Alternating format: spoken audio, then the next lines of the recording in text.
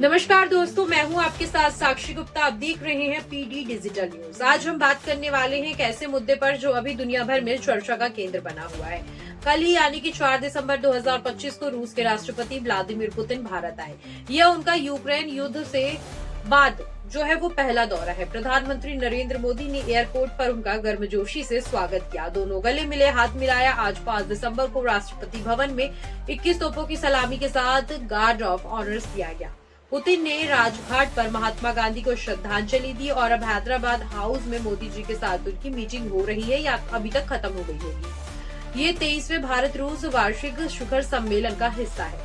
लेकिन सवाल ये है कि इस दौरे से भारत को क्या मिला, फायदा ज्यादा है या नुकसान। आइए सरल शब्दों में समझते हैं। हम पहले देखेंगे क्या क्या समझौते हुए और क्या होने वाले हैं, फिर फायदे निकालेंगे, उसके बाद नुकसान और आखिर में एक निष्कर्ष पर हम बात करेंगे।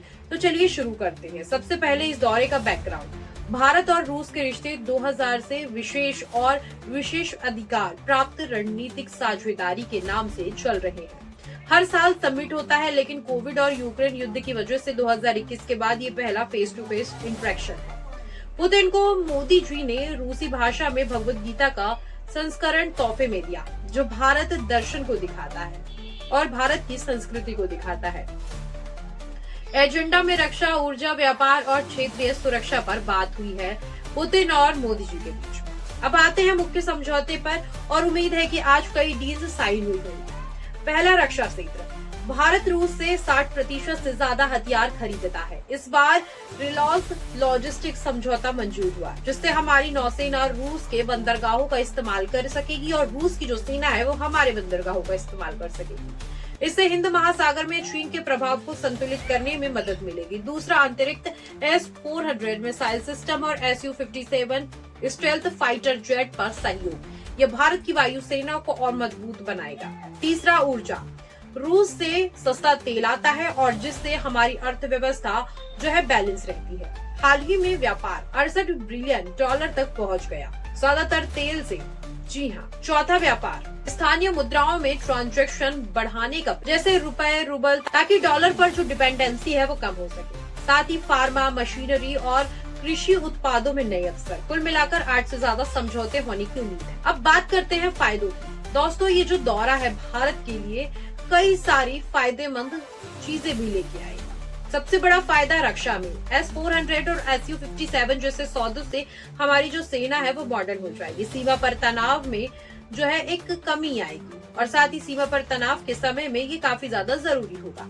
दूसरा, ऊर्जा सुरक्षा। रूस से डिस्काउंटेड ऑयल मिलने से पेट्रोल डीजल के दाम कंट्रोल में रहेंगे, महंगाई कम होगी और आम आदमी को राहत मिलेगी। तीसरा, आर्थिक।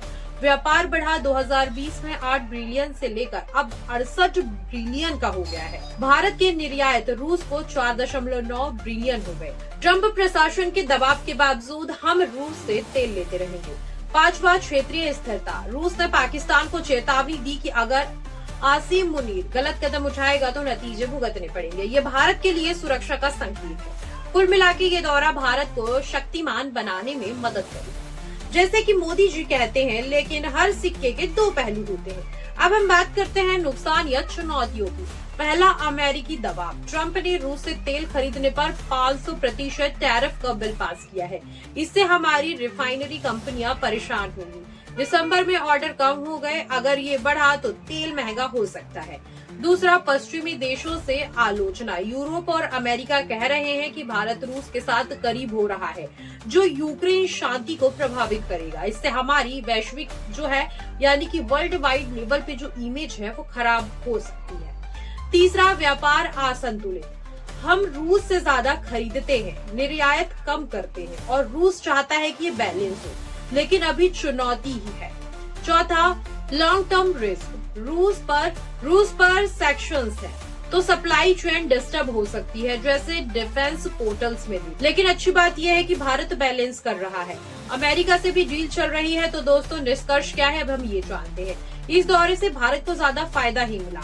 रक्षा मजबूत, ऊर्जा स्थिरता, व्यापार बढ़ेगा। दुनिया को दिखा कि भारत स्वतंत्र विदेश नीति अपनाता है।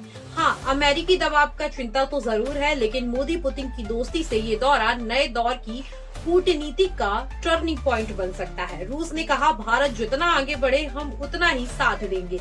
ये रिश्ता 25 साल पुराना है और आगे और मजबूत होगा। क्या आपको लगता है ये फायदेमंद है? कमेंट में बताइए।